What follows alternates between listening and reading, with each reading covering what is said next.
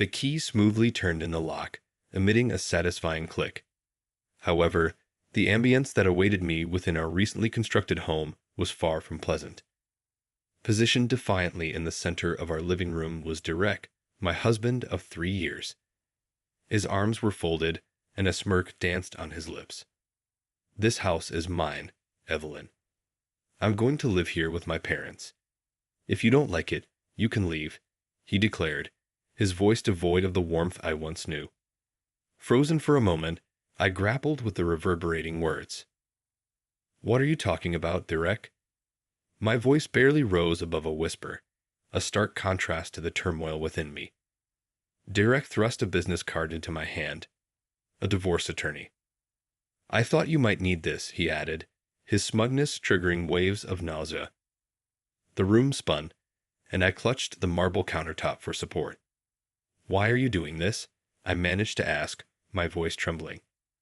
Derek shrugged, his indifference slicing through my heart. "You never really fit in with us, Evelyn. It's better this way." Memories flooded my mind, the futile attempts to assimilate into his family, the scrutinizing gaze of his mother, the snide remarks, and his father's consistent neglect. It was all a game, and I was the unwitting pawn. "You said we were a team," I accused, my voice gaining strength. Derek laughed, a hollow sound reverberating off the walls. "We were, until I didn't need you anymore." The realization struck me like a physical blow. I had been a means to an end. A stepping stone for him to realize his dream home. All the love, sacrifices, and shared dreams meant nothing to Derek. Rage swelled inside me, a fire consuming the hurt and shock. "You won't get away with this," I vowed, my eyes locked on his.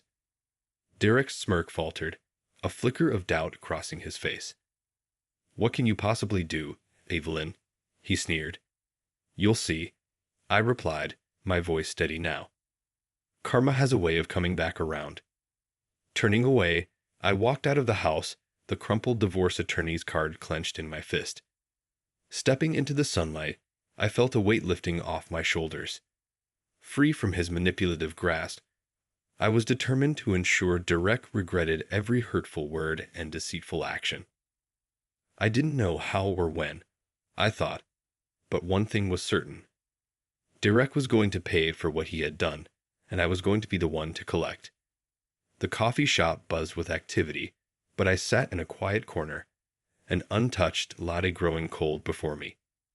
Memories flooded back, each one a sharp jab to my heart. 3 years ago, I met Derek at a mutual friend's party. He was charming, a bit awkward, and seemingly genuine. We clicked over our shared love for classic rock and Italian cuisine. I remember thinking, here's a man who understands the value of family and simplicity. However, as our relationship progressed, so did the unveiling of Derek's true colors. Living together brought the real Derek into light. The man who would leave his dirty laundry scattered across our bedroom for days, shrugging off basic hygiene with alarming nonchalance. "Evelyn, why make such a fuss? It's just clothes," he would say, brushing off my concerns. His habits grated on me, but it was his dismissive attitude that hurt the most.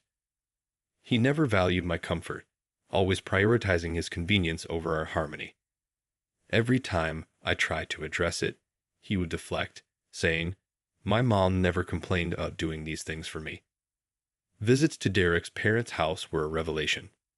His father, a mirror image of Derek, displayed a similar disregard for others, casually intruding into spaces without a second thought. "What's the big deal?"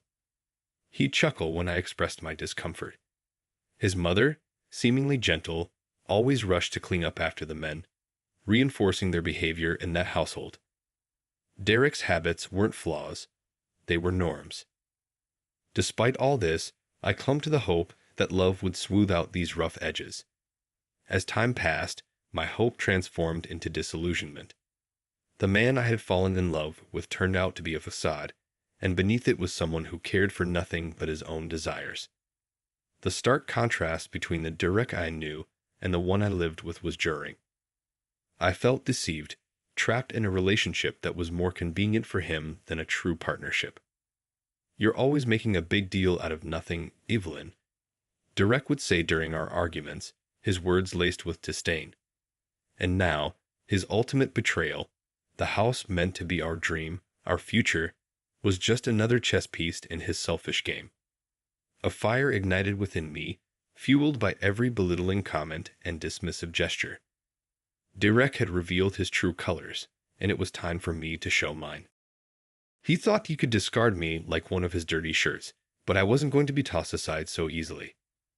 I was going to fight back, not just for myself, but for every moment I spent believing in a lie. I stood up, leaving the cold latte behind. It was time to plot my next move, to turn the tables on Derek.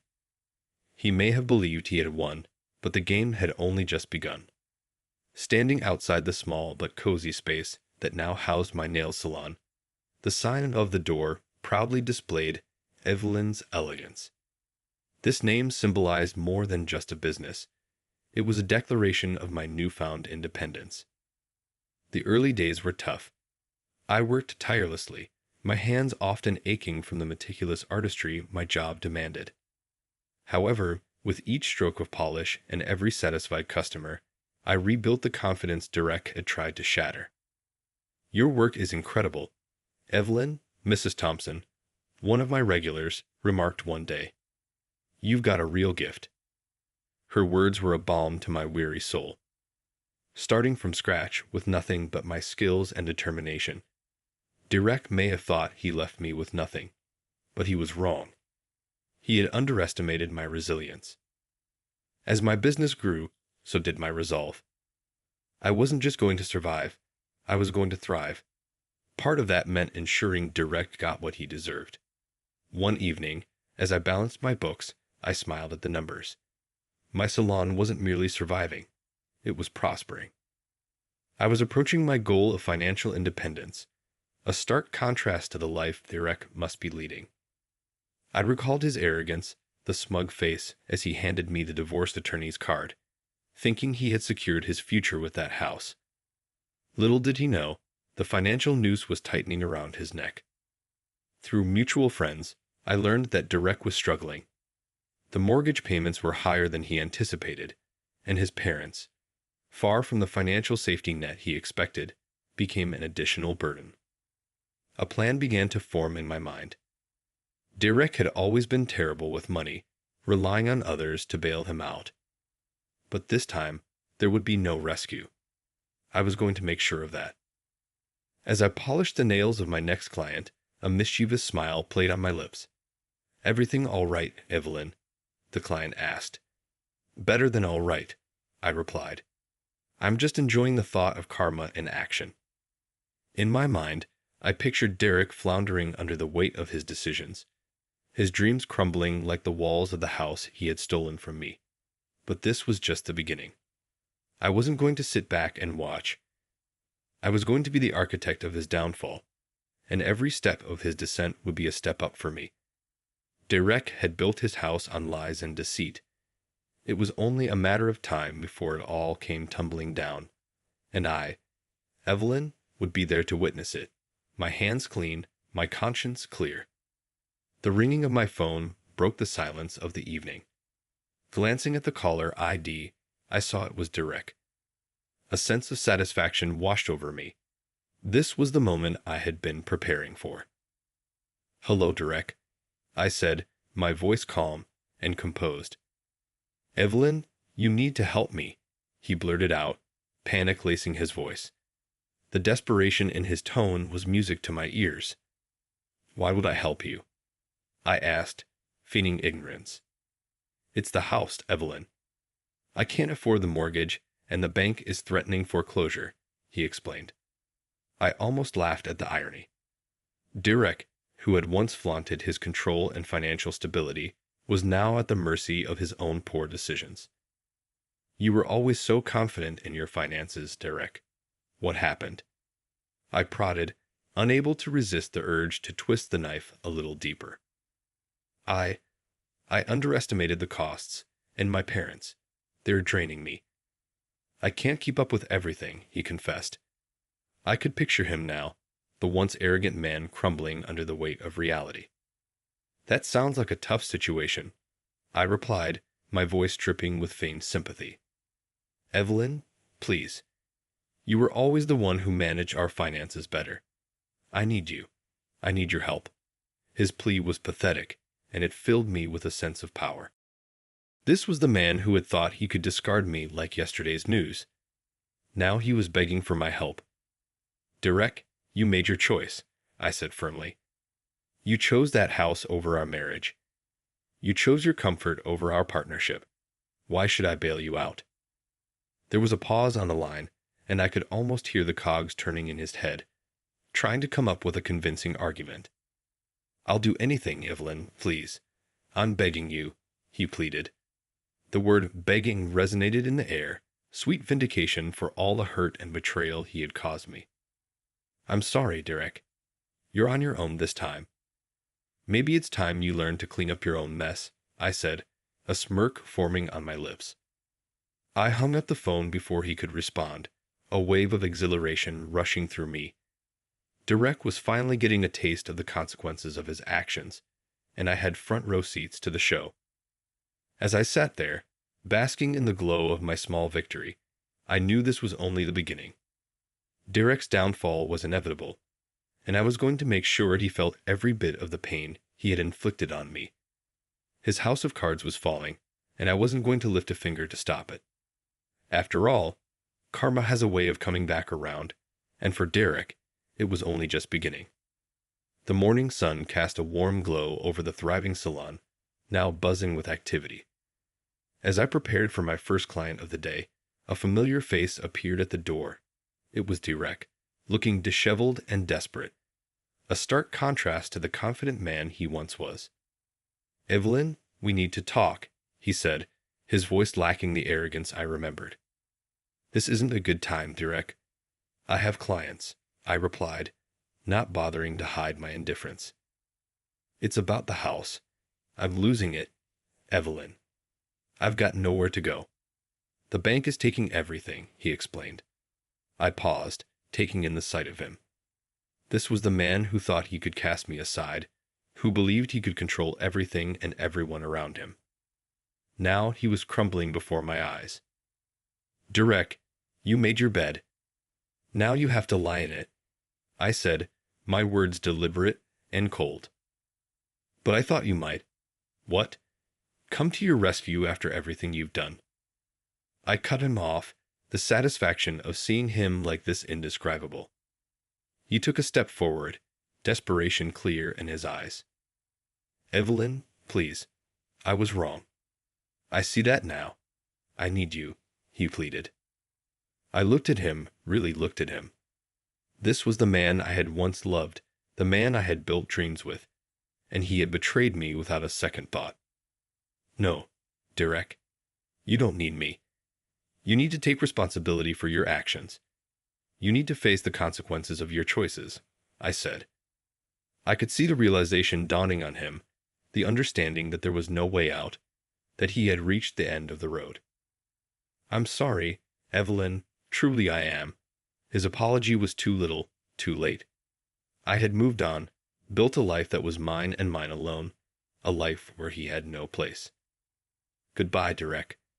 I wish you the best, but this is where our paths diverge for good, I said. He stood there for a moment, looking lost and broken. Then, without another word, he turned and walked away. As the door closed behind him, I felt a weight lift off my shoulders.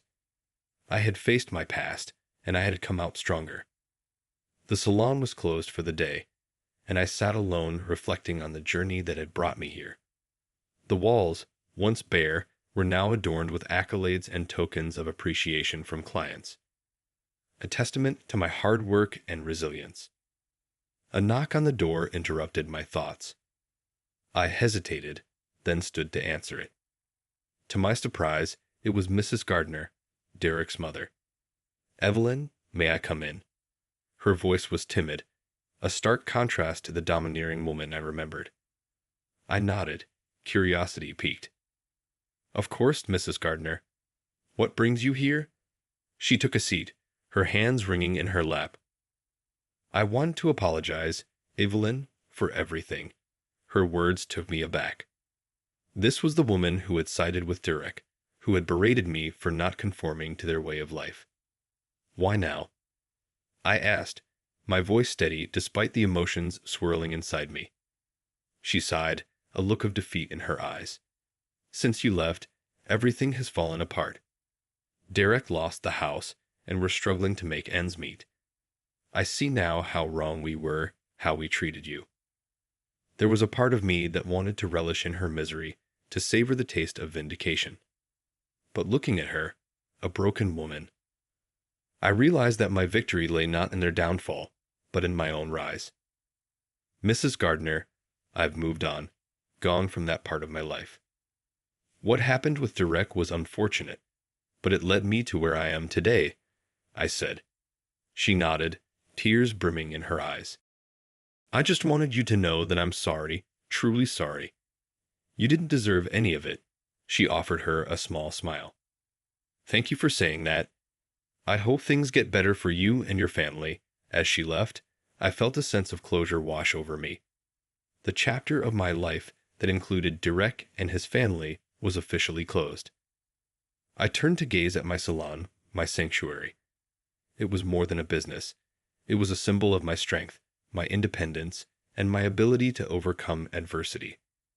I had not only survived Derek's betrayal, I had thrived. And in doing so, I had learned the most valuable lesson of all, that the best revenge is living well. Living well was exactly